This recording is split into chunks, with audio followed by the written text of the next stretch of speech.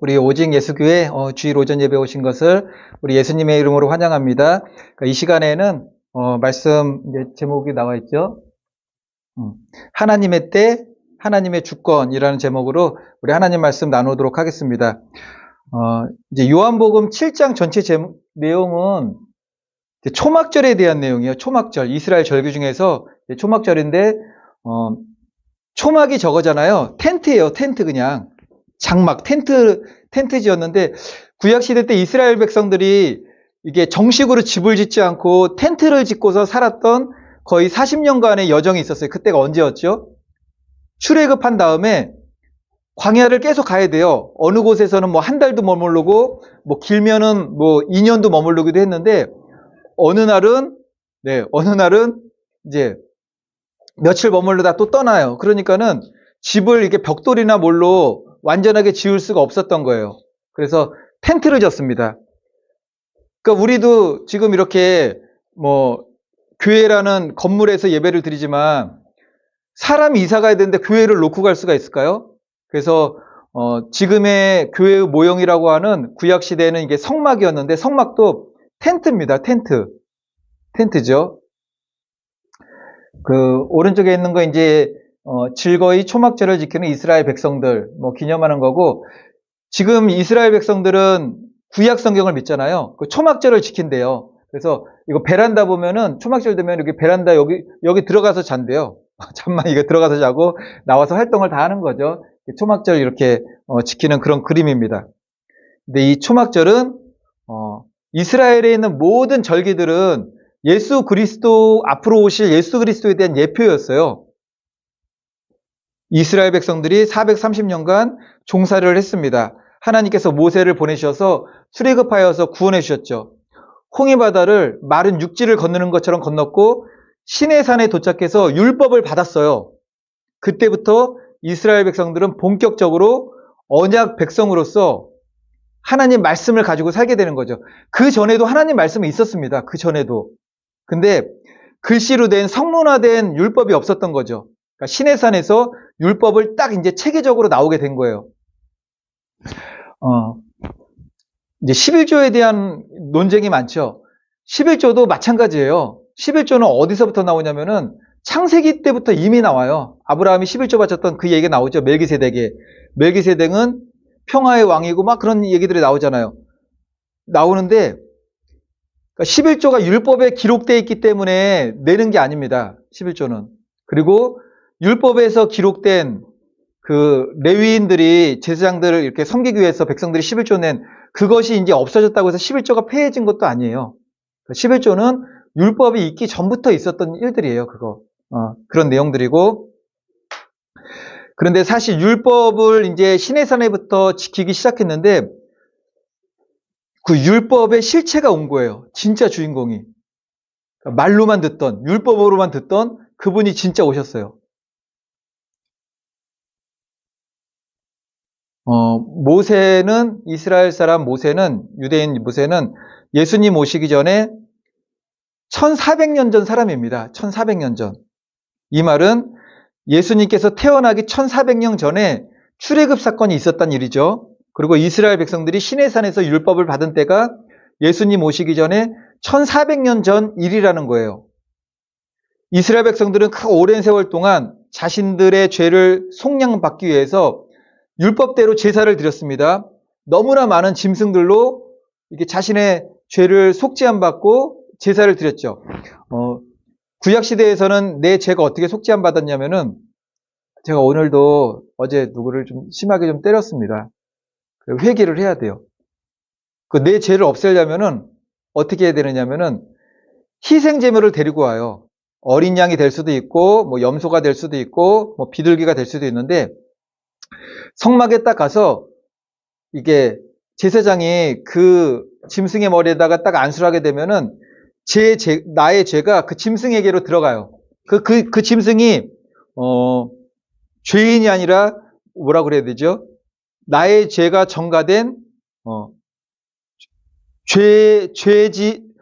세상 죄를 진 어린 양이 되는 거죠. 그러니까는 그 어린 양을 이제 죄의 값으로 사망에 이르게 하는 거예요. 그걸 계속 그렇게 해왔습니다.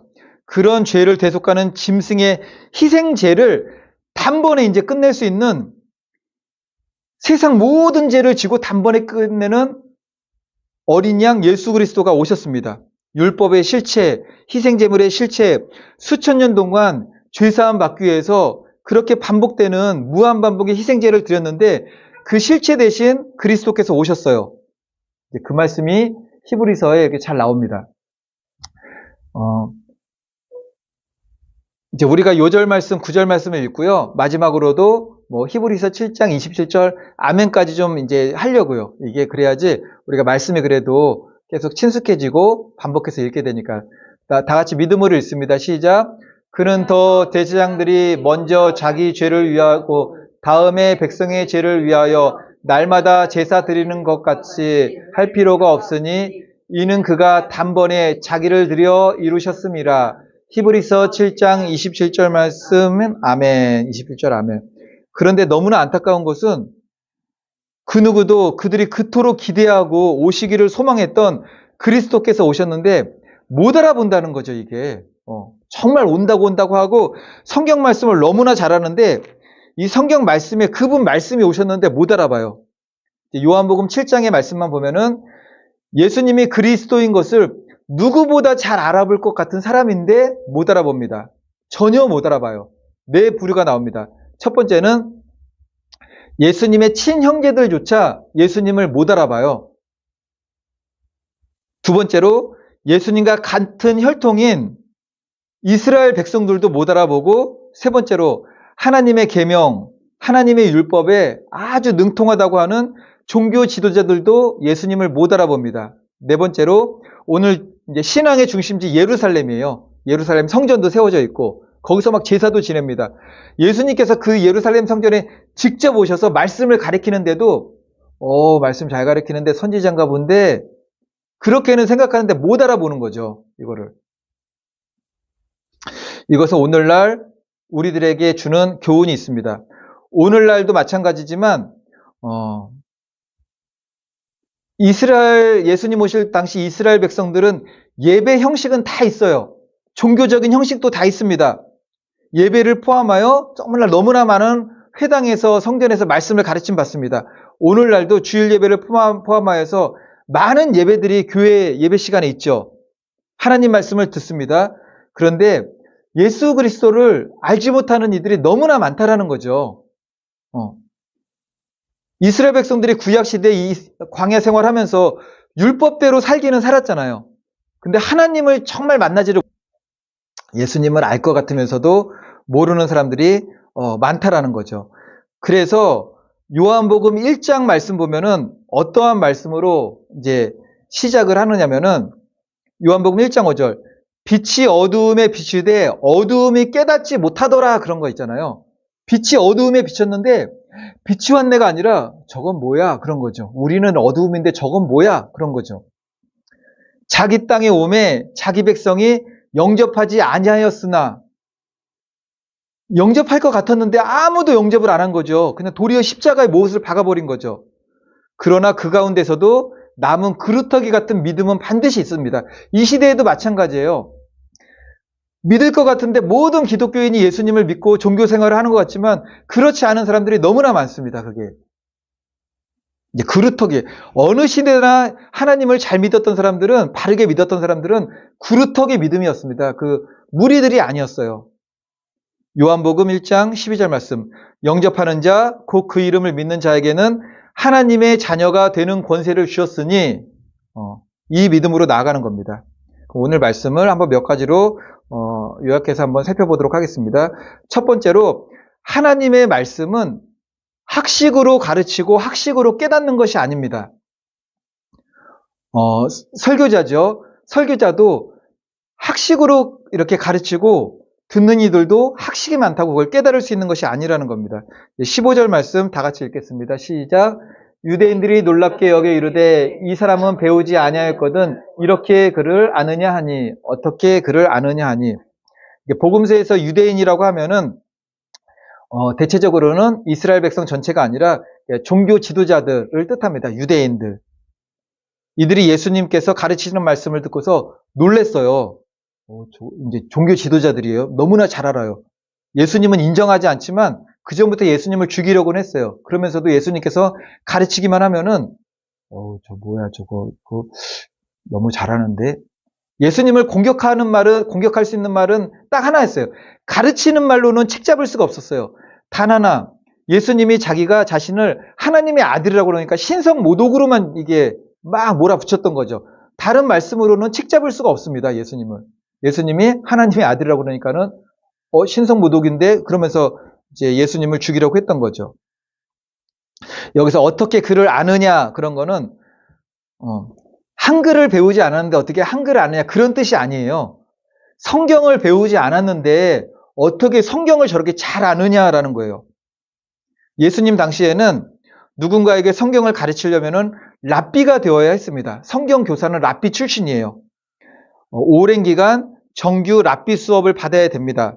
그래서 사도 바울도 자신을 소개할 때 내가 바리새인 중에 바리새인, 당시 최고의 랍비 학파였던 가말리엘 문화에서 배웠다 그런 말씀이 나오잖아요.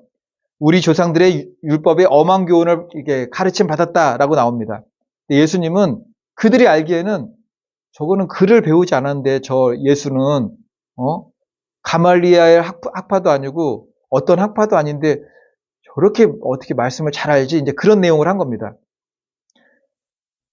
예루살렘 성전에서 그 유대인들도 놀랄 정도로 학식으로 가르치는 게 아니죠. 성령으로 깨닫게 하시고 성령으로 이해하고 성령으로 복음을 전파하고 듣는 이들도 마찬가지입니다. 성령의 감화감동함에 따라서 말씀이 이해되고 깨닫고 내 안에 들어오게 되는 거죠. 성경 보면은 다 그런 내용들이에요. 예수님 부활 승천 이후 성령 충만을 받아서 주의 제자들이 복음을 전할 때도 이와 같았습니다. 하나님께서 주신 그 능력으로 전했던 거죠. 말씀 다 같이 읽습니다. 시작. 그들이 베드로와 요한이 담대하게 말함을 보고 그들을 본래 학문 없는 법인으로 알았다가 이상히 여기며 또 전에 예수와 함께 있던 줄도 알고. 사도행전 4장 13절 아멘. 제자들도 이랬습니다. 사도 바울도 동일했잖아요. 그 누구보다도 율법에 대해서 학식적으로 유명한 학파에서 배웠고 아주 실력파예요. 근데 이거에 매이니까는 내가 복음이 해석이 안 되는 거죠. 그래서 배설물처럼 버린다는 것이 이런 것들이에요. 내가 가진 모든 것, 뭐 돈도 다 버리고 그 말씀이 아닙니다. 내가 복음을 깨달아 가야 되는데 걸림돌이 되는 거를 버렸다는 거죠. 버렸다는 거. 그래서 목사님들이 이제 과정을 배우려면은 신학이라는 것을 반드시 공부해야 돼요. 그거는 목회자에게는 반드시 중요합니다. 그게 그 신학이라는 것을 바르게 배워야만 성경의 이게 기둥 같은 것을 배우면서 말씀을 이렇게 전해야 되는데 이건 넘어가면 안 되는데 이제 그런 걸 알 수가 있어요. 그런데 그게 너무나 확고하게 되면은 하나님의 진리의 말씀인데도 불구하고 테두리에 가둬가지고 깨닫지 못하는 부분들이 많이 있습니다. 네, 사도 바울도 이제 고백을 하죠. 말씀 다 같이 읽습니다. 시작. 내 말과 내 전도함이 설득력 있는 지혜의 말로 하지 아니하고 다만 성령의 나타나심과 능력으로 하여 너희 믿음이 사람의 지혜에 있지 아니하고 다만 하나님의 능력에 있게 하려 하였노라. 고린도전서 2장 4절 5절 아멘. 말씀 아멘. 그러므로 무엇보다 하나님의 말씀을 전하는 설교자는 절대적으로 하나님의 말씀에 근거하여서 하나님의 능력을 구해야죠. 하나님 말씀이 힘있게 전할 수 있도록 우리 성령님 도와주십시오. 그래야 되고 성령의 지도를 받아야 됩니다. 성령의 지도를 받는다는 것은 말씀을 깨달을 때 학식적으로 계속 이어져 나가면서 깨닫는 그것이 아니라 성령님께서 풀어주시는 은혜가 반드시 있어야 되는 거죠. 그것이 성령의 은사 9가지 중에서 지식의 은사입니다. 16절 말씀 보게 되면은 예수님도 말씀하셨어요. 예수께서 대답하여 이르시되 내 교훈은 내 것이 아니요 나를 보내신 이의 것이니라. 지금 내가 말하는 것은 내 생각으로 말하는 것이 아니라 나를 보내신 하나님께서 주신 말씀들이야 라고 전하는 겁니다. 하나님께서 주신 말씀이고 하나님께서 주신 영감에서 나의 모든 이 가르침과 교훈들이 나왔다는 겁니다. 그런데 이것은 우리들에게만 해당되는 것이 아니죠. 저는 설교자로 이렇게 말씀을 전하지만 성도님들도 이제 뭐 주일학교나 뭐 중고등부나 청년부나 뭐 구역이나 거기서 말씀을 전하게 되면은 동일한 겁니다. 동일. 이제 그 분량만 좀 다를 뿐이지 동일한 말씀이죠. 그리고 말씀을 듣고 받는 청중들도 동일합니다. 그래서 교회에 오시면은 제일 먼저 뭘 하셔야 되냐면은 이제 예배 때 은혜 받기를 위해서 기도해야 되죠. 그런데 성령님, 오늘 말씀을 들을 텐데 말씀이 제 귀에 들려지게 하십시오. 그리고 말씀이 깨달아지게 하시고 깨달아진 말씀이 내 마음판에 새겨져서 그것이 나의 믿음이 되게 하옵소서라고 기도해야 됩니다. 성령님 도와주십시오. 이렇게 성령님께 간구해야 되는 것입니다. 왜냐하면은 전하는 것이나 듣는 것이나 사람의 이해력이 남들보다 좋고 뛰어난 IQ로 되는 것이 아니기 때문에 그래요. 성령님께서 하시는 일입니다. 말씀 다 같이 읽겠습니다. 디모데후서 3장 16절 말씀. 시작. 모든 성경은 하나님의 감동으로 된 것으로 교훈과 책망과 바르게 함과 의로 교육하기에 유익하니 디모데후서 3장 16절. 아멘. 아멘. 우리들 손에 들린 이 성경을 보게 되면은 이제 어떤 성경들은 이제 해설이 잘 나와 있는 거는 뭐 각 권마다 누가 썼는지 몇 년도에 썼는지 다 나왔어요. 이렇게. 지금 저희가 요한복음을 보고 있는데 성경은 전부 다가 그런 건 아니지만 이 성경의 저자의 이름을 붙인 성경들이 많아요. 그럼 요한복음은 누가 썼을까요? 요한이라는 제자가 쓴 거죠. 사도 요한. 그래서 성경에 요한이라고 붙은 신약 성경에 성경들이 있어요. 뭐가 있을까? 요한이 붙은 성경. 네, 맞습니다. 요한복음, 우리가 지금 주일 오전에 이제 제가 계속 이어서 강해 설교하고 있는 요한복음, 그리고 요한계시록, 요한 1서, 요한 2서, 요한 3서. 저자가 사도 요한입니다. 하나님이 썼다며. 근데 왜 저자가 왜 또 요한이야? 성경은 사람이 쓴 것이네라고 말할 수도 있지만 아닙니다. 단지 하나님께서 하나님의 사람들의 마음을 감동시키셔서 그에게 계시하시고 그에게 계시된 율법의 말씀을 또 깨닫게 하셔서 단지 도구로 사용하셨을 뿐이에요. 제가 볼륨을 올리겠습니다. 이 볼륨을 누가 올린 거죠, 이게? 볼륨은 이 리모컨이 올렸습니다. 그렇게 되면 안 되는 거잖아요. 볼륨은 제가 내리고, 이게 제가 올리고, 그리고 다음 장으로 넘어가는 것도 제가 넘기고, 또 제가 이렇게 넘기는 겁니다. 근데 이 리모컨이 내가 넘겼어요. 그러면 안 되는 거잖아요. 성경도 마찬가지예요. 사람이 성경을 썼지만 하나님께서 무슨 내용을 쓸지 계시하시고 마음의 감동으로 다 주시는 거예요. 그래서 사람은 이거는 도구죠, 도구. 이거 도구입니다, 도구. 이런 뜻입니다.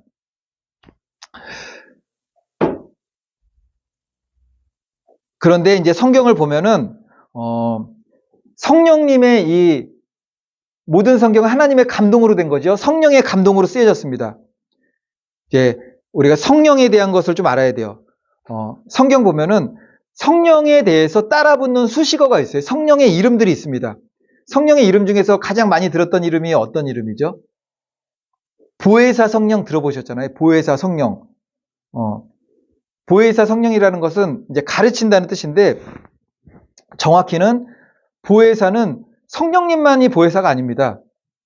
예수님도 보혜사세요. 그래서 요한복음 14장 16절 말씀 다 같이 한번 읽어보겠습니다. 시작. 내가 아버지께 구하겠으니 그가 또 다른 보혜사를 너에게 주사 영원토록 너희와 함께 있게 하시리. 요한복음 14장 16절 아멘. 또 다른 보혜사를 너에게 주사 영원토록 너희와 함께 있게 하리니 그러면 어떤 보혜사가 있었는데 이 보혜사 말고 또 다른 보혜사를 준다는 거죠. 이게 무슨 말씀이냐면은 예수님께서 이제 떠나실 때가 되셨어요. 떠나시기 전에 제자들한테 나는 너희들을 가르치고 인도하는 보혜사야. 보혜사 예수 그리스도라는 겁니다. 보혜사는 가르친다는 뜻이거든요. 교육하고.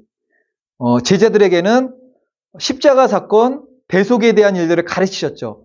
근데 내가 떠나고 나면은 나 말고 다른 보혜사가 올 거야. 그 다른 보혜사가 누구냐? 보혜사 성령님이 올 거라는 겁니다. 나는 너희들 옆에 너희가 함께 다니면서 너희들에게 가르쳤지만 내가 떠나고 나면은 보혜사 성령님이 오셔서 성령이 너희들에게 임할 거야. 너희 안에 내주할 거고 너희 마음은 이제 교회와 같아.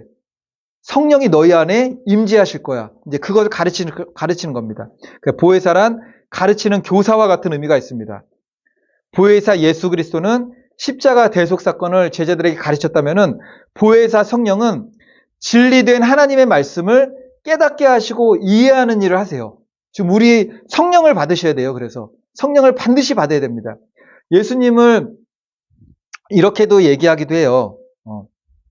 예수 그리스도를 진실로 믿고 영접하게 되면은 성령을 받았다고도 얘기합니다. 그것도 맞는 말씀이죠. 왜냐면은 성령의 인도함과 성령의 역사가 없이는 그냥 나의 자아로만으로는 예수 그리스도를 영접할 수가 없어요. 그러니까 내가 예수님 믿습니다. 난 교회 다녀요. 그거 말고 정말로 믿는 거 아주 예수 그리스도는 나의 생명입니다라는 것을 진실로 고백하는 그 믿음은 성령이 내 안에 오셔야만 고백이 가능한 거죠.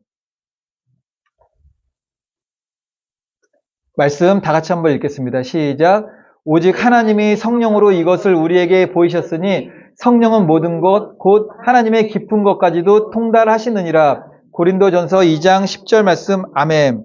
그래서 성령 충만하다라는 것은 막 뭐 대단한 일을 하는 것이 아니라 오직 하나님이 성령으로 이것을 우리에게 보이셨으니 성령은 모든 것 하나님의 깊은 것까지도 통달하시느니라. 성령 충만하면은 반드시 복음을 깨닫습니다. 성령 충만하면은 이게 가장 중요한 거예요. 성령 충만하면은 하나님의 깊은 말씀, 예수 그리스도의 복음을 반드시 깨달아요. 그리고 하나님의 뜻을 깨닫고 이해하게 됩니다. 보혜사 성령님의 또 다른 이름은 진리의 성령이에요. 진리의 성령. 말씀 다 같이 읽습니다. 시작. 그러나 진리의 성령이 오시면 그가 너희를 모든 진리 가운데로 인도하시리니 그가 스스로 말하지 않고 오직 들은 것을 말하며 장래일을 너희에게 알리시리라. 요한복음 16장 13절. 아멘. 진리의 성령이 내 안에 오시면 어떤 일을 한다고 하였습니까? 진리의 성령이 오시면 그가 너희를 모든 진리 가운데로 인도하시리니, 그래서 성령을 받게 되면은 진리 안으로 모일 수밖에 없는 거예요. 진리 가운데로. 진리 가운데로 이렇게 모일 수밖에 없습니다. 그런 연합은 너무나 중요한 거죠. 각자의 은사와 각자 다른 달란트를 가지고 연합하여서 합력하여 선한 일을 이루는 것은 너무나 좋은 겁니다. 근데 진리 가운데로 인도한다잖아요. 그러니까 다른 종교가 보이는 거는 이건 성령의 역사가 아닌 거예요. 그러니까 다른 진리가 오면은 다른 종교, 뭐 불교, 천주교, 카톨릭, 다른 종교가 모이게 되면 이거는 다 성령을 얘기하지만 진리 가운데로 모이지 않는 것은 성령의 역사가 아닙니다. 이거는. 바라기는 저와 성도님들 모두 진리의 성령님, 보혜사 성령님께서 내 안에 정말 오심으로, 영접함으로 하나님의 말씀이 깨달아지고 이해가 되면서 그것이 나의 믿음이 되고 삶이 되는 놀라운 역사가 있기를 바라겠습니다. 제가 어저께 고등학교 1학년 때 이제 같은 반 되었던, 고등학교 1학년, 2학년 때 같은 반이었고 짝이었고 이제 고3 동안에 너무나 친하게 지냈던 이제 친구를 만나고 왔어요. 이제 목회자에게, 특별히 이제 주일날 설교를 맡은 사람들에게 토요일 날은 굉장히 중요한 날이죠. 중요한 날이에요. 그래서 다른 무엇보다 주일 설교 준비하고 주일 준비하는데 에너지를 이제 다 쏟아붓죠. 예전에 이제 박보영 목사님께서 토요일 날에 아버님 생신이었나 봐요. 그 박정환 목사님이신데 토요일 날 가겠다고 그랬더니 혼이 났어요. 어디 목사가 토요일 날 설교 준비 안 하고 다닌다고 막. 그만큼 이제 중요하다는 말씀이죠. 중요하다는 말씀. 이제 제가 굳이 시간을 내서 이제 갔던 것은, 친구에게 또 복음을 전하기 계속 마음을 주셔가지고, 이제 가게 됐습니다. 4호선 초지역에 내려가지고, 친구 만나서 이제 저는 밥 먹고 얼굴 보고 이제 복음을 전하고 와야겠다. 한 번으로 끝나지 않을 테니까 이제 계속 주기적으로 하긴 해야겠지만, 갔어요. 밥 먹을 식당 쪽으로 이제 걸어가고 있는데, 거기가 전부 다 아파트인 거예요, 전부 다. 단독주택이 없어요. 보니까 초지역에서 내려가지고 가는 동안에 뭐 더 들어가면 있겠지만, 전부 다 아파트고, 이제 상가 건물이죠. 저도 깜짝 놀래가지고, 야, 여기는 아파트가 왜 이렇게 많냐. 그랬더니, 여기 오래전에 다 여기 그냥 흙이고 다 밭이었어. 근데 이거 그러니까는 남현동만 하나, 전체가 그냥 다 아파트 단지예요, 그냥. 그래서, 이런 데도 있구나. 그렇게 가는데 가다 보니까는 상가에 로또 이게 그 상점 같은 거 있잖아요. 줄이 한 100명은 섰나 봐요, 100명이. 제가, 야, 사람이 왜 이렇게 많냐? 그랬더니 그 친구가 1등 연속 5번 나온 집이래요, 저희가. 1등 연속 5번. 네. 그래야 제가 농담 삼아, 야, 우리도 줄 쓸까? 그러니까, 뭐, 줄 서, 그냥 그런 거 되지도 않는데, 그러면서 이제 친구가 그냥 가면서, 밥 먹고 이제 다시 초지역으로 와가지고 가야 되니까 한 2시간 반, 3시간 정도 시간이 흘렀어요. 흘러가지고 다시 오는데, 사람은 바뀌었는데 똑같이 100명 정도 되는 거예요. 사람만 바뀌었어요. 보니까는, 그 사람들이, 그때도 저녁이니까는 뭐 한겨울처럼 춥진 않았지만, 이렇게 뭐 다 이렇게 서 있더라고요. 그래서 서 있고 기다리는 시간 힘드니까는 다 스마트폰 전부 다 100여 명 되는 사람 다 스마트폰 보고 서 있고 뭐 주머니에 손 넣었다 뺐다 스마트폰 봤다가 똑같아요. 보니까는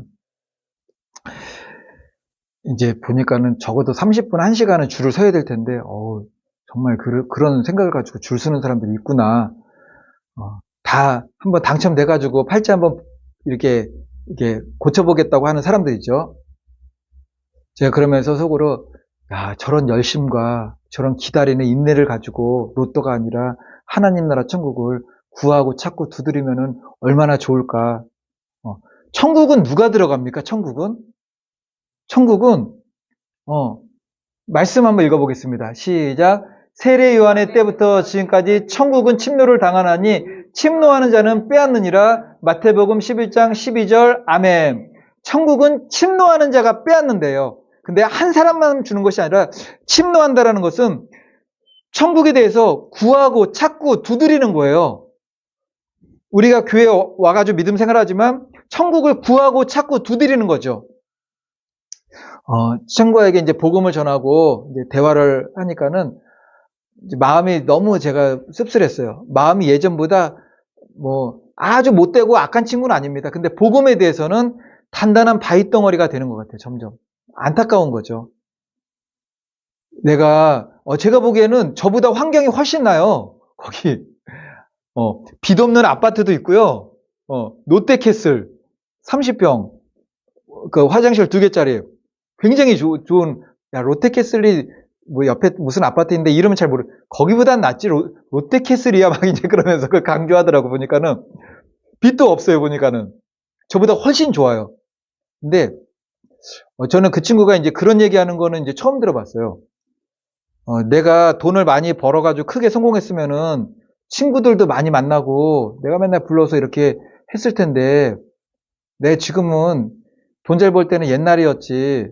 지금은 별 볼 일 없어. 그 친구가 이제 아버님이 서울 막걸리 주주셨어요. 주주. 그러니까는 그 주주면은 뭐 지분만 가지고 있어도 돈이 배당금이 나오는 게 있나 봐요. 주주 하면서도 이제 그 서울 막걸리예요. 어쨌든 불신자니까 그거 배달하시면서도 돈을 많이 버셨는데 제가 한번 말씀드렸던 것 같은데 아버님이 너무 많이 아프셔가지고 이제 안 돌아가셨어요. 연명 치료하시면서 그 돈을 너무 많이 쓴 거예요. 돈 쓴 것도 힘들었지만 연명 치료 받으면서 가족들이 얼마나 힘들었겠어요. 이렇게 맨날 이렇게 하니까는 그 처음에는 연명 치료하다 2번 살아나셨어요. 연명 치료 받다가 살아나셨는데 연명 치료 받을 때 무슨 약 같은 걸 계속 투여하잖아요. 그 약이 너무 많이 투여돼서 걸린 병은 낫는데 그 약 때문에 다른 데가 또 아프시기 시작한 거예요. 그래서 또 아프셔가지고 연명치료 들어갔는데 그 다음에는 가족들이 아버님도 동의하셨던 것 같아요. 연명치료 안 하기로 그냥. 연명치료하면서 재산도 많이 이렇게 사용하시고 정말 많이 사용하셔가지고 그렇게 됐던 것 같아요. 이제 그런 게 없었으면은 그 친구가 좀 이제 부하게 살 수도 있었던 친구였는데 어쨌든 그거 하면서도 아버지한테 이제 물려받은 것도 있고 서울 막걸리 그 주주 물려받고 뭐 한 게 있어가지고 돈을 한참 잘 벌 때가 있었나 봐요. 이게 그래가지고 야 그때는 내가 그러니까는 신앙이 없으니까는 이제 결혼도 안 했습니다. 그때는 내가 얼마나 좋았는지 몰라. 왜냐면 내 생활비만 딱 남겨놓고 다 유흥비로 썼다는 거예요, 이걸. 유흥비로. 얼마나 신나겠어요. 근데 지금은 뭐 편의점 같은 게 막 생기면서 이게 배달하는 게 안 된대요. 다 떨어져가지고 생활할 정도로만 이게 수입이 있나 봐요. 그러니까는 본인이 거기에 대해서 초라하게 느끼는 거죠, 그냥. 그래서 직접적으로 연락하는 친구는 대학교 때 함께 공부했던 친구 하나하고 다른 친구는 없고 간혹 연락하는 친구가 전데 자기는 그래도 간혹 연락해가지고 뭐 맛있는 거 먹고 이게 술도 먹고 싶은데 맨날 제가 전화하면은 야, 너 가까운 교회 나가라. 그런 얘기 하니까는 좋으면서도 짜증이 나는 거예요. 좋으면서도 이제 짜증이 나는 거죠. 그래서 지금은 이제 한 가지 소원이 있대요. 내가 큰 돈을 한번 만져보고 싶은데 나는 이제 그 로또에는 관심이 없고 내가 주식하면 큰 돈을 벌 수 있어가지고 큰 돈이 들어갔고 공부를 하고 있나 봐요. 그래서 내가 벌었어. 그러니까 벌긴 뭘 버냐 막 그런 이제 그 소리가 나오는 거죠. 많이 이렇게 됐다고. 근데 제가 너무 안타까운 거예요. 그것 때문에 안타까운 게 아니라 복음이 들어가야 되는데 이게 너무 닫혀 있구나 이게. 너무 닫혀 있고 어머니는 한 2달이나 한 번씩 또 절에 가시고 나도 그렇지만 내가 교회 다니면은 어머니도 싫어하셔. 어머니는 건강하셔? 건강하긴 뭘 건강해. 맨날 아프시지. 예수님 믿고 이제 천국 가셔야 되는데 이제 저는 그 생각이 간절하죠. 이제 그 얘기를 하니까는 승철아 그러면서 승철아 그러면서 이제 얘기를 그거는 이제 얘기하지 마. 이제 그러는 거죠. 근데 친구가 막 다 얘기를 하는데 저랑 이렇게 공통사가 하나도 없는 거예요. 공통사가. 그냥 단지 제가 이제 예수님에 대해서 이제 신앙생활에 대해서 말해야 되는 것 말고는 이게 접촉점이 없어요. 그래도 만날 수 있는 거는 이제 학교 다닐 때 같이 추억했던 시간들이 있잖아요. 그 시간들이 있으니까는 그래도 그때 믿음 생활 안 했지만 내가 막 교회 가자고 하니까는 그래도 한 번은 나 때문에 오기도 했었는데 고등학교 1학년 때 그때는 그래도 이제 그렇게 됐는데 지금은 이게 바늘이 들어갈 구멍도 없는 것처럼 점점 단단해지는 것 같아요. 시간이 지나면 점점 그렇게 되겠죠. 시간이 지나게 되면은. 예수 그리스도의 복음, 하나님의 말씀은 학식으로도 깨달아지는 것이 아닙니다. 그렇다고 학식이 없다고 깨달아지는 것도 아니에요. 하나님의 말씀은 누가 제일 잘 깨닫느냐면은 불신자라고 한다면은 심령이 가난한 사람들이에요. 심령이 가난한 사람. 그래서 저희가 노숙자 사역해보면은 아실 거예요. 그래도 가난한 사람들은 받아들여요, 그냥. 뭐든지 감사하죠. 내가 받는다는 것에 대해서 나한테 누군가 뭐 준다는 것에 대해서 너무나 감사한 거죠. 근데 세상적으로 높아지면 높아질수록 감히 나한테 접근을 해? 나한테 접근하는 의도가 뭐야? 이제 그렇게 교만해진다는 거죠. 그럼에도 우리는 하나님의 말씀을 의지하여서 상대방이 누구든지 간에 그가 이러한 사람이다라고 판단하지 말고 그 사람은 이렇게 될 것이다라고 단정하지 말고 복음을 전해야 됩니다. 말씀 다 같이 읽습니다. 시작. 너는 말씀을 전파하라. 때를 얻든지 못 얻든지 항상 힘쓰라. 범사의 오래 참음과 가르침으로 경책하며 경계하며 권하라. 디모데후서 4장 2절. 아멘. 그래서 저도 그 친구나 다른 친구들한테 통화가 가끔 되면은 항상 뭐 그런 얘기를 해요. 제 사명이 뭐 그런 거죠. 우리 친구들에 대해서는. 두 번째로 우리가 살펴볼 것은 하나님의 절대 주권을 믿고서 신뢰하라는 거예요. 하나님의 절대 주권을 믿는다는 것은 지금 벌어지고 있는 이 일은 하나님이 섭리하시고 개입하고 계시는 일이야라는 것을 믿으라는 거죠. 아마 우리가 그 사건 속에 연루되어 있을 때 나의 부족함 때문에 일어난 일도 있었지만 그럼에도 불구하고 하나님을 바라보게 되면은 하나님께서 반드시 함께 하신다라는 겁니다. 이제 25절 말씀 보면은 예루살렘에 있는 사람은 어떤 사람이 저 유대인들이 예수님을 죽이고자 하네 라는 것을 알았습니다. 그런데 예수님이 이제는 예루살렘 오셔가지고 사람들이 많이 모여있는 그 성전에서 회당에서 가르치시는데도 예수님을 잡지를 않아요. 잡아 죽이려고 막 혈안되어가지고 몰려들었는데도 그 유대인들, 종교 지도자들이 하지를 못합니다. 7장 1절 보면은 그 후에 예수께서 갈릴리에서 다니시고 유대에서 다니려 하지 아니하심은 유대인들이 죽이려 함이로라. 갈릴리로 오신 이유가 그들이 막 죽이려고 하니까 갈릴리로 오셨는데 예루살렘으로 갔어요. 아주 그냥 그 본거지로 가셨어요. 그런데 아주 그렇게 서슬퍼런 상황에서 초막절이 되었고 모든 종교 지도자들부터 다 모였습니다. 유대의 중심지 예루살렘에서 예수님께서 공개적으로 말씀을 가르칩니다. 그런데 아무도 예수님을 잡지를 못하는 거죠. 왜 잡지를 못했을까요? 이거는 단 하나입니다. 하나님의 주권, 하나님의 때 때문에 그래요. 말씀 읽어보겠습니다. 시작. 그들이 예수를 잡고자 하나 손을 대는 자가 없으니 이는 그의 때가 아직 이르지 아니하였음이로라. 왜 그들이 예수님께 손조차 대지 못했느냐면은 이는 그의 때가 아직 이르지 아니하였음이로라. 여기서 그의 때라는 것은 이들이 예수님을 잡을 수 있는 때는 하나님께서 허락하시는 때는 십자가에 달려 돌아가시는 그 때가 되면은 그때 잡을 수가 있어요. 때라는 것이 분명히 있는 것이요. 하나님의 때.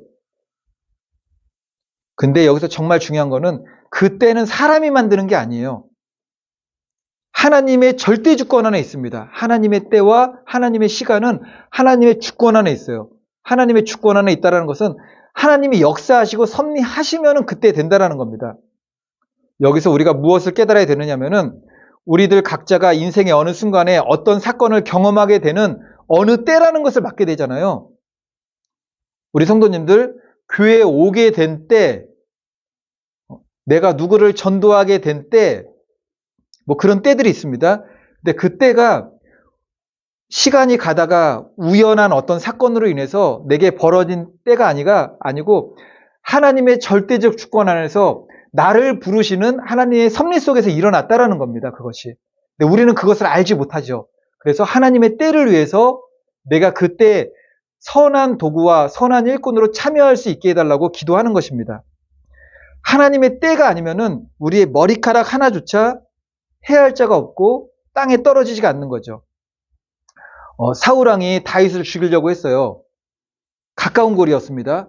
창을 확 던졌는데 다윗에게 맞지 않고 벽에 완전히 박혔어요. 그 벽에 박힐 정도면 사람한테 그게 박혔으면 완전히 죽는 거죠. 창을 던지려고 죽이려고 했지만 하나님의 때가 아니었던 거죠. 그리고 사울에게 허락되었던 그 시기도 아니었습니다. 다윗의 생명의 주권은 하나님께 있었던 겁니다. 그 악한 무리들이 다니엘을 죽이려고 다니엘이 계속 기도를 멈추지 않으니까는 다니엘을 잡으려다가 사자굴 속에 넣었어요. 굴이 있는데 거기 사자들이 맹수들이 있습니다. 넣었는데 다니엘이 죽을 때가 아니었던 거죠. 그러니까 하나님께서 천사들을 보내서 천사들의 입을 갖다가 봉해버렸습니다. 다니엘의 생명의 주권도 하나님께 있는 겁니다. 다니엘의 세 친구가 불 속에 들어갔어요. 평소의 불보다도 7배나 더 뜨거운 불 속에 넣습니다. 그러나 분명 불이 타고 있는데 그 불 속에 들어가 있는데 머리카락 하나조차 태워지지 않습니다. 보니까는 다니엘의 친구들 말고 세 친구 말고 천사들도 함께 하네. 하나님의 때, 하나님의 주권이 반드시 있는 거죠. 하나님의 주권이 나를 지킨다라는 그 주권 안에 있으면은 절대 우리는 죽지 않습니다. 진실로 무엇을 우리가 깨달아야 되는가 하면은 하나님의 주권이 허락하지 아니하시면 또한 하나님의 주권이 허락하시면은 사람의 계획과 노력과 그것이 아니라 하나님께서 이루어 가신다라는 겁니다. 우리는 거기에 무엇으로 참여하느냐면은 믿음으로 참여하는 겁니다. 믿음으로. 예수님께서 말씀하셨습니다. 다 같이 읽겠습니다. 시작. 참새 2마리가 한 아사리온에 팔리지 않느냐? 그러나 너희 아버지께서 허락하지 아니하시면 그 하나도 땅에 떨어지지 아니하리라. 마태복음 10장 29절. 아멘. 참새가 팔리는 것, 참새가 땅에 떨어져 죽는 것, 아주 미약한 것을 예표한 거죠. 하나님의 허락이 없이는 그것도 되지 않는다라는 겁니다. 그런데 예수님 시대 때부터 오늘날에 이르기까지 여전히 유대교를 고수하고 그리스도를 믿지 않고 배척하는 유대인들은 어느 때 그러면 예수님을 믿게 될까요? 그들은 어느 때? 성경에 나와 있어요. 지금 이스라엘 사람들, 유대인들이 하나님을 믿게 되는 때 로마서 11장에 나오는데 로마서 11장의 말씀은 복음이 이방인이었던 우리들에게 전해졌던 것과 마지막 때 그들이 믿게 되는 그런 모든 예언들이 포함되어 있는 것입니다. 로마서 11장 25절 제가 읽겠습니다. 형제들아 너희가 스스로 지혜 있다 하면서 이 신비를 너희가 모르기를 내가 원하지 아니하노니 이 신비는 이방인의 충만한 수가 들어오기까지 이스라엘의 덜어는 우둔하게 된 것이라. 로마서 11장 25절 아멘. 이방인의 충만한 수가 들어오기까지 지금 이 말씀은 지금 유대인들 이스라엘 말고 모두가 이방인들이죠. 그러니까 땅끝까지 이르러 복음이 전파되게 되면은 이방인의 충만한 수가 차게 되면은 그때는 우둔하여서 예수를 믿지 않고 복음을 받아들이지 않았던 이스라엘에게 복음이 들어가게 될 것이다 라는 로마서 11장 말씀은 예언의 말씀입니다. 그러니까 이 말씀이 근거해서 이방인의 충만한 수가 차기까지 이방인이었던 한국 땅에도 들어오게 된 거죠. 그리고 이 이방인인 우리들이 지금 교회 시대, 성령 시대의 복음은 이스라엘 사람들이 이게 전하는 게 아니죠. 초대교회 시대에는 처음 복음은 예수님의 제자들, 예루살렘에서 복음이 시작되었지만 지금은 이방인들이 이방인들에게 복음을 전하는 시대가 되었어요. 그리고 이방인들이 마지막 날에는 유대인들에게 복음을 전하게 됩니다. 그래서 성경 보면은 유대인들로 시기하는 자들이 이방인이에요. 이방인인데 저들이 먼저 예수 그리스도의 복음을 깨닫고 그 복음을 우리에게 전하다니. 그래서 유대인들이 시기해요, 이방인들을. 그거는 좋은 의미로 시기하는 거게 되겠죠. 바라기는 저와 성도님들 모두 하나님의 주권, 하나님의 때가 반드시 있는 줄 알고 믿음으로 그 하나님의 계획표에 참여하고 선한 도구로 붙들려 사용되는 저와 성도님들 될 수 있기를 바라겠습니다. 이제 마지막으로 하나님의 뜻을 확신하고 담대하라는 겁니다. 말씀 33절, 34절 말씀 읽겠습니다. 시작. 예수께서 이르시되 내가 너희와 함께 조금 더 있다가 나를 보내신 이에게로 돌아가겠노라. 너희가 나를 찾아도 만나지 못할 터이요 나 있는 곳에 오지도 못하리라 하시니. 아멘. 예수님께서 이렇게 말씀하신 것은 이제 십자가 사건이 끝나게 되면은 내가 승천할 것이다. 이런 말씀을 해도 아무도 이제 그것을 깨닫는 자가 없는 거죠. 근데 여기서 말씀하시고자 하는 것은 하나님의 때가 있다라는 거예요. 하나님의 때가. 우리가 나의 믿음을 돌아볼 때 말씀을 아는 것과 말씀을 믿는 것은 다른 겁니다. 말씀을 알지만 말씀을 믿지 못하면은 두려운 거죠. 이제 높은 곳에 아이가 있어요.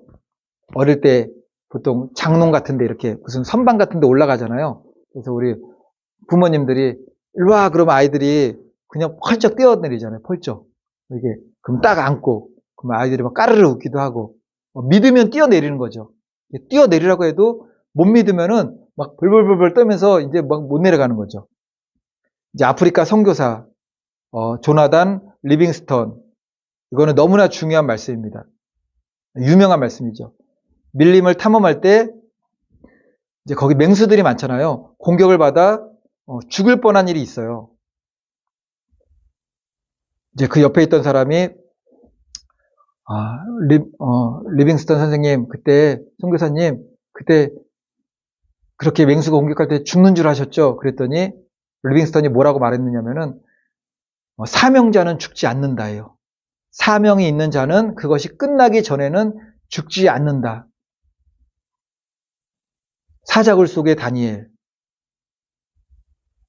불용광로 속의 다니엘의 세 친구. 사도 바울도 죽었는지 알고 버리면 다시 계속 살아나잖아요.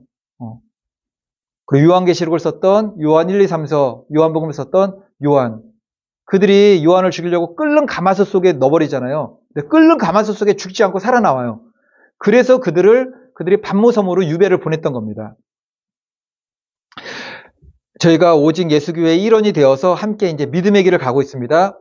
하나님께서 나를 이곳 오직 예수교회로 부르신 것을 믿으십니까? 이게 하나님의 주권이에요. 하나님의 주권. 세상에 교회도 많은데 우리 교회로 오게 하시고 또 다른 교회로 가실 분들은 또 다른 교회로 또 가시고 그런 거죠. 근데 우리 오직 예수교회 성도님들 그리고 우리 자녀들 예를 들면 우리 진영이 형이 우리 소연이 종성이 그리고 최영자 어머님의 딸들 우리 집사님 사모님 이게 우리는 다 이해할 수 없어요. 내가 왜 여기 태어났는가? 하나님, 저는 왜 북한에 태어났어요? 하나님, 저는 왜 아프리카에 태어났어요? 우리가 그걸 다 이해할 수는 없습니다. 하나님의 주권과 섭리는. 그럼에도 불구하고 하나님은 공평하신 하나님이시라는 거예요. 정말로 공평하신 하나님이십니다. 그리고 하나님의 절대 주권과 하나님의 때가 있다는 것을 믿는 거예요. 그래서 우리는 소망 가운데 기도할 수 있는 거죠. 우리는 하나님께서 여기까지 인도하셨음과 앞으로 인도하실 것을 믿고 나가는 거예요. 하나님의 주권을 인정하는 삶인 거죠. 우리가 많이 함께 읽었던 말씀인데 다시 한번 읽겠습니다. 시작. 주의 말씀은 내 발의 등이요 내 길이 빛이니이다. 시편 119편 105절 아멘. 아멘. 105절 말씀 아멘 해야지 자연스럽나요? 네, 알겠습니다. 105절 말씀드릴게요. 하나님께서 나를 인도하심에도 불구하고 우리가 불안한 이유는 뭐냐면은 다 보여지지 않아서 그래요. 저희들도 같이 개척을 했잖아요. 한 달 뒤에는 이렇게 될 것이고 1년 뒤에는 이렇게 될 것이고 20년 뒤에는 이렇게 될 것이고 다 알면은 불안함이 없을 거예요. 다 알면은 불안함이 없을 수도 있고 그 반대가 될 수도 있겠지만 하나님은 그렇게는 또 인도 안 하세요. 하나님은 주의 말씀은 어디의 등이라고 그랬죠? 내 발의 등이라는 거는 내 모든 인생의 등이긴 하지만 하나님께서 한 걸음 한 걸음 비춰주시는 거예요. 거기다 그냥 발등 비춰주듯이 얼마나 조심스럽게 살펴야 되는지 모르는 거죠. 비춰주시는 거예요, 이렇게. 그리고 그 발의 등에 비춰진 것을 가다 보면은 내 길이 보이는 거죠. 딱 뒤돌아보면은 하나님이 이렇게 내 길을 인도하셨구나, 빛으로 인도하셨구나 알게 된다라는 것입니다. 그리고 다음 걸음 인도하시고 다음 걸음 인도하시고 그래서 우리는 알고 가는 사람이 아니라 믿음으로 가는 사람들입니다. 그래서 오직 의인은 믿음으로 말미암아 사는 겁니다. 말씀의 결론입니다. 하나님의 절대 주권, 하나님이 나와 함께 하신다는 절대 주권, 하나님의 때가 분명히 있다는 절대 주권을 믿으시고 우리가 섣불리게 누군가에 대해서 어떤 사건이나 무엇을 보면서 판단하거나 헤아리면 안 되는 거예요. 또 그것이 주권이 우리에게 있지 않기 때문에 우리는 그것을 판단하고 헤아릴 권리도 없습니다. 하나님의 말씀을 확신하시고 믿음으로 받고 담대하기를 바랍니다. 그렇게 매 순간 하나님을 인정하는 믿음 속에서 승리하시는 우리 오직 예수교회 성도님들 되시기를 예수님의 이름으로 축원을 드리겠습니다. 우리 찬송가 할게요. 384장 1절만 한번 부르시고 우리 2절, 3절 384장 간주하는 동안에 오늘 말씀 기억하면서 하나님의 때가 되기까지 인내하게 하시고 하나님이 주권적 섭리 가운데 우리를 붙들고 계심을 또 믿고 담대할 수 있도록 하나님이 나와 함께 하시면은 담대할 수 있습니다. 그것을 믿고서 끝까지 승리할 수 있도록 우리 오직 예수 교회를 위해서 기도하시고 그렇게 나의 믿음을 위해서 기도하겠습니다.